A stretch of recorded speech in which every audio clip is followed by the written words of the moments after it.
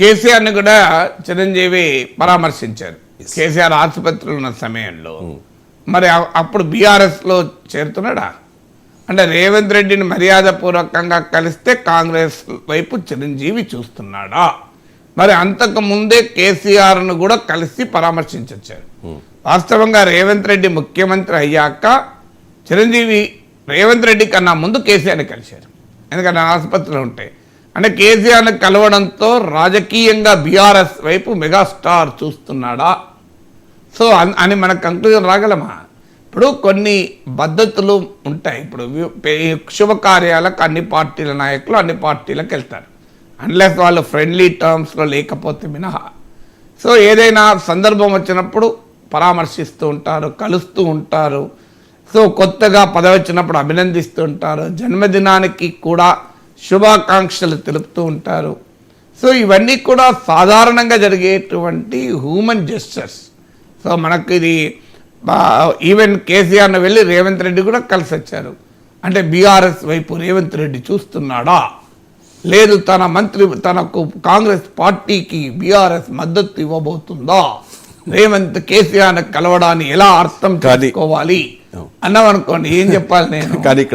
అంటే రేవంత్ రెడ్డి ఒక్కరే కాదు, బట్టి విక్రమార్క, శ్రీధర్ బాబు వీళ్ళంతా కలిసారు వెళ్ళి. సో నాకు గుర్తున్నంత వరకు బీజేపీ నేతలే వెళ్ళి కలిసినట్లేరు. అంటే కేసీఆర్ను బీజేపీ నేతలు పరామర్శించలేదు, రేవంత్ రెడ్డితో పాటు కేబినెట్ మంత్రులు కాంగ్రెస్ నేతలే పరామర్శించారు. అంటే కాంగ్రెస్ పార్టీ బీఆర్ఎస్ కలవబోతోందా అన్న నడితే నేను ఏం చెప్పాలి? అసలు చిరంజీవి రాజకీయాల వైపే చూడడం లేదు, ఆయన సినిమాల వైపే చూస్తున్నాడు. స్వయంగా అనేక సార్లు చెప్పాడు, నేను ఎంజాయ్ చేసే సినిమా, నేను పాలిటిక్స్ను ఎంజాయ్ చేయలేకపోయినా ఆయనే ప్రత్యక్షంగా చెప్పిన మాటలు. అందువల్ల చిరంజీవికి సినిమా ప్రాణం. సో ఆయనకు రాజకీయాల్లో మధ్యలో కొంత ప్రయత్నం చేసినా ఆయన స్వభావానికి అది పొసగలేదని ఆయనే చెప్పాడు, ఇది నేను చెప్పడం కాదు. అందువల్ల చిరంజీవి కాంగ్రెస్ పార్టీలో చేరి ఇప్పుడు బాధ్యతలు తీసుకోవాలనుకుంటే ఆయనకు మధ్యలో రికమెండేషన్ రేవంత్ రెడ్డి కావాలా? ఆయన తెలంగాణ ముఖ్యమంత్రి ద్వారా కాంగ్రెస్ నాయకత్వానికి సంకేతాలు పంపుతారా? ఏం చిరంజీవి సోనియా గాంధీ తెలియదా, రాహుల్ గాంధీ తెలియదా? సో తెలంగాణలో చిరంజీవి రాజకీయాలు చేస్తాడు, ఒకవేళ కాంగ్రెస్లో ఉన్నా ఆయన చేయాలనుకుంటే ఆంధ్రప్రదేశ్లో కదా చేసేది. సో అందువల్ల షర్మిల కాంగ్రెస్లో చేరుతున్న ఒకవైపు వార్తలు వస్తూ మళ్ళీ చిరంజీవి కూడా చేరుతాయి, ఇద్దరు కలిసి ఏం చేస్తారు, ఒక ప్రెసిడెంట్ ఒక వర్కింగ్ ప్రెసిడెంటా? సో అందువల్ల ఇప్పుడు ఈ రకమైన ఊహాగానాలు చాలా వచ్చాయి చిరంజీవి గురించి. ఎందుకంటే చిరంజీవి మోస్ట్ ఎలిజిబుల్ పొలిటీషియన్.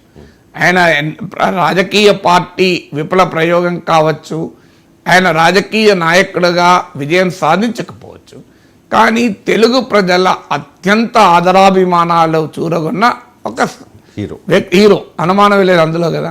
చిరంజీవిని రాజకీయ విఫల ప్రయోగం తర్వాత కూడా ఆయనకున్న సినిమా గ్లామర్ మాత్రం ఎక్కడా చెక్కు చెదరలేదు.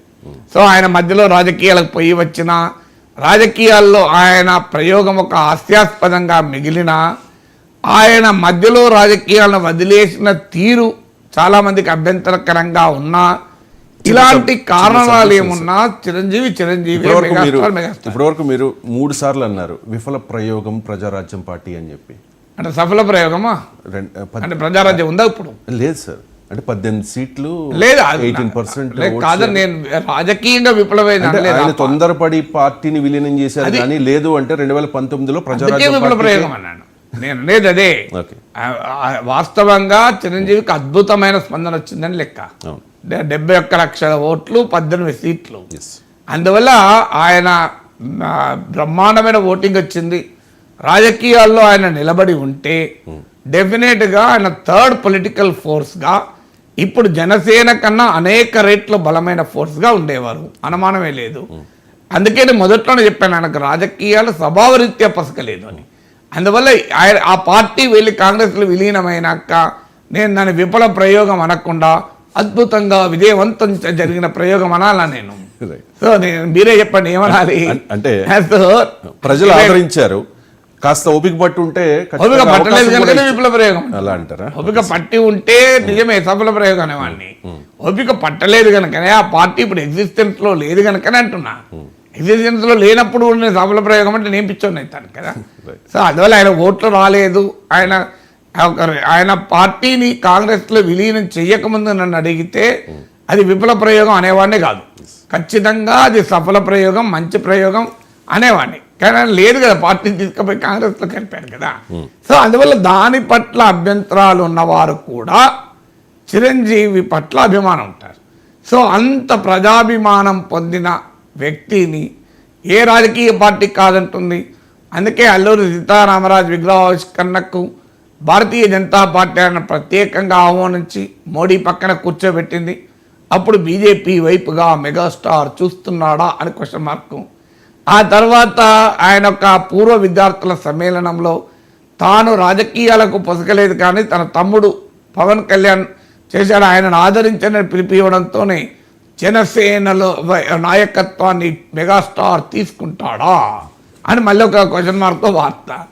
ఆ తర్వాత మధ్యలో సినిమా టికెట్ల కొరకు జగన్ కలిశారు, సీఎంను కలిసడంతోనే జగన్తో ఆయనకున్న మైత్రి, వైసీపీలో చేరి రాజ్యసభకు పోతాడా అని మళ్ళీ క్వశ్చన్ మార్క్. సో ఇప్పుడు 4వ క్వశ్చన్ మార్క్ రేవంత్ కలిశాక కాంగ్రెస్ వైపు మెగాస్టార్ చూస్తున్నాడా అని. సో ఈ 4 ఇప్పటి వరకు నిజం కాదు. నిజమేంటి అంటే చిరంజీవి సినిమాల వైపు చూస్తున్నాడు, ఆయన రాజకీయాల వైపు చూడడం లేదు. ఆయనే స్వయంగా చెప్పితే తప్ప ఆయన రాజకీయాల వైపు చూస్తున్నాడని నేనైతే నమ్మలేను. ఎందుకంటే చిరంజీవికి ఆ ఆసక్తి కనిపించట్లేదు. ఇక కాదు ఆయన ఏదైనా రాజకీయ నిర్ణయం తీసుకుంటే అప్పుడు మాట్లాడదాం. 2008లో ప్రజారాజ్యం పెట్టే క్రమంలో, స్థాపించే క్రమంలో కూడా చిరంజీవి ఒక మాట చెప్పారు సార్, ఇంక రాజకీయాల్లోకే పరిమితం అవుతాను, రాజకీయాల్లోనే ఉంటాను, ఇంక సినిమాలు చేయను అని చెప్పి.